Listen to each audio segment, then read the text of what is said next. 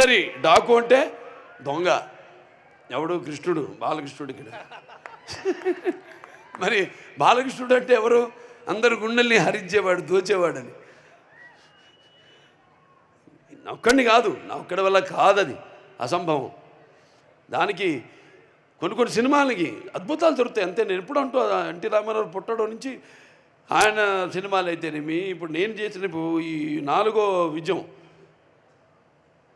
మరి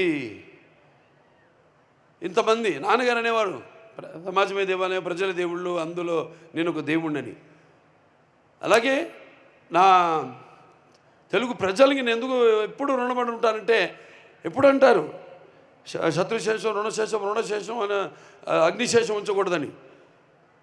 అలాగే మీ శేషం ఈ జన్మకి తీరదు, ఈ రుణం చేస్తానే ఉంటాను నా కొన్న ఊపిరి వరకు. మంచి సినిమాలు అందించిన మంది, సందేశాత్మక చిత్రాలు, కేవలం వినోదం కాదు. కళ్ళు మూసుకుంటే కనేది కళ, కళ్ళతో అభినయించేది కళ, అలాగే నిద్రపోతున్నప్పుడు కనేది కళ, నిద్రపోతున్న సమాజాన్ని మేల్కొల్పేది కళ. అన్ని రకాలుగా మంచి సందేశాలు ఇస్తూ ఇంకా వైవిధ్యమైన పాత్రలతో. కొంతమంది అంటుంటారు, ఏం చూసి బాలకృష్ణతో పొగరని. నన్ను చూసుకునే నాకు పదునైన పొగరంట. ఎవరిని చూసి ఇంత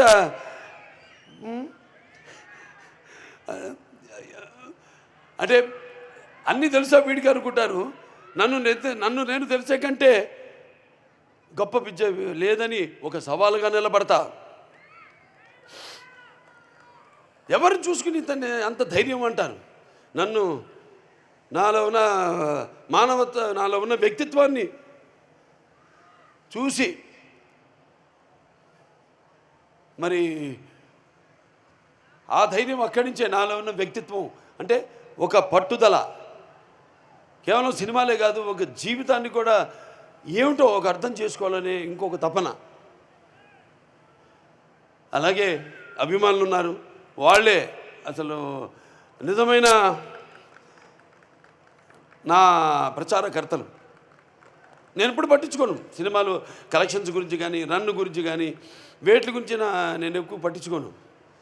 కానీ వాళ్ళకి తెలుసు నా రికార్డ్స్ అన్నీ ఒరిజినల్ అని, నా కలెక్షన్స్ అన్నీ ఒరిజినల్ అని, నా అవార్డ్స్ అన్నీ ఒరిజినల్ అని, నా రివార్డ్స్ అన్నీ ఒరిజినల్ అని.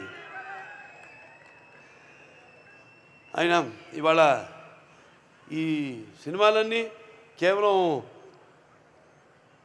అట్లా మీకు నచ్చడమే కాకుండా అటు ఇండస్ట్రీకి కూడా ఒక అటు పరోక్షంగా ఎంతోమంది ఉన్నారు సినిమా మీద ఆధారపడి. సినిమా ఇండస్ట్రీలో అటు ఎగ్జిబిటర్స్ అయితేనేమి, పంపిణీదారులు అయితేనేమి, సినిమాకు పనిచేస్తున్న వాళ్ళు అయితేనేమి, వాళ్ళందరూ కూడా వాళ్ళందరూ ఆనందంగా ఉండడమే నాకు కావాలి. అలాగే మంచి సినిమాల వల్ల మంచి సందేశంతో మీ అందరూ కూడా విజ్ఞానం, వినోదం 2 పంచాలన్నదే నా ధ్యేయం. సరే, ఈ సినిమా మొదటి డైరెక్టర్ బాబీ కొల్లి, ఇది కథ కరెక్టే. సరే, వచ్చారు, ఆయన కలిశారు.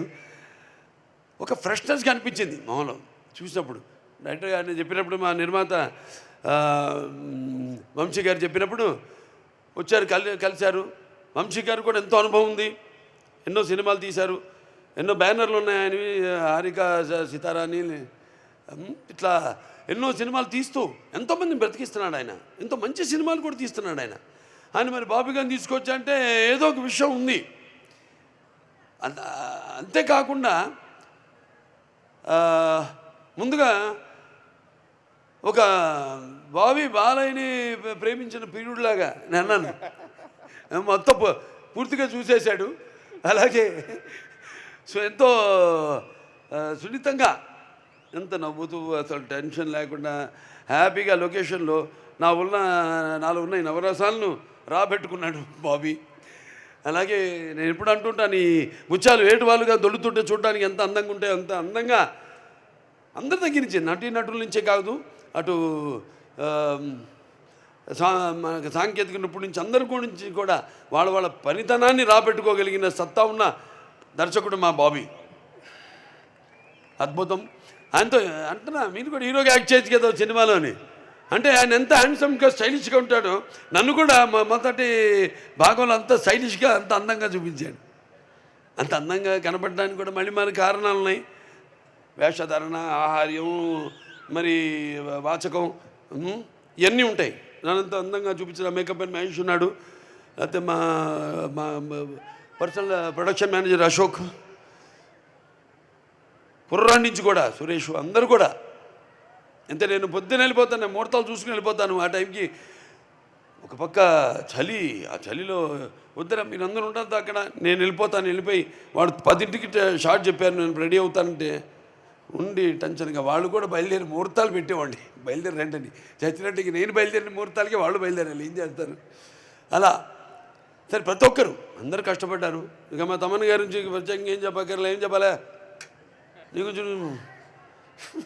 ఏదో అంటాను. సప్త సాగర సంఘర్షణ తరంగ జ్వలిత శబ్దోద్భవ మాధురి శబ్ద స్వరాలైన సరిగమ్మ పదని సంగీత సాహిత్య మృదు గీతాలు వినడానికి మరి భాషా భేదం కానీ, ఆడమగ తేడా కానీ, లేకపోతే పడిత పామరాది పట్టు పిడుపుడుపు కానీ, ధనిక దారిద్రాది తారతమ్యములు కానీ, అభిమానం దురభిమానులనే అడ్డకట్టలు గోడలు కానీ ఉండవని నేను ఇప్పుడు చెప్తుంటాను. ఆనాడు మనం చూసాము, చదివాం. సృష్టికి ప్రతి సృష్టికర్త అయిన విశ్వామిత్రుడే తపస్సు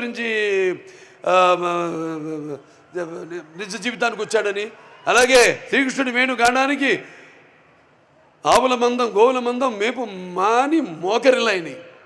అలాగే నేటికి నాదస్వర సంగీతానికి నాగపాములు పడగలు ఎత్తి ఆడడం చూస్తున్నాం. అంటే సంగీతంతో హిట్ అయితే సినిమా సగం హిట్ అయినట్టే, సంగీతం హిట్ అయితే. ఈయన సినిమాలు హిట్ అవడం కాదు, బ్లాస్ట్ అవుతున్నాయి ఎక్కడికక్కడ ఊఫర్లు, స్పీకర్లు. సరే ఏదైనా సినిమాని అర్థం చేసుకోవడం మీరు, సినిమాకి మామూలుగా పందాలు వాళ్ళ పని నెరవేర్చడం వేరు, నిర్వర్తించడం వేరు బాధ్యతని. అది బాధ్యత కాదు, కానీ ఇక్కడ బాధ్యత. ఇంత కంటెంట్ ఇస్తున్నాం, ఇచ్చినప్పుడు దానికి స్పందన ఎలా ఉంటుందనేది జనం నుంచి కాదు, ముందు మా నుంచి రావాలి స్పందన. మాకు కలగాలి స్పందన. ఏంటి ఈ సినిమా, ఎక్కడికి వెళ్తుంది ఈ సినిమా, ఎక్కడ తీసుకెళ్తా ఈ సినిమా అనేది.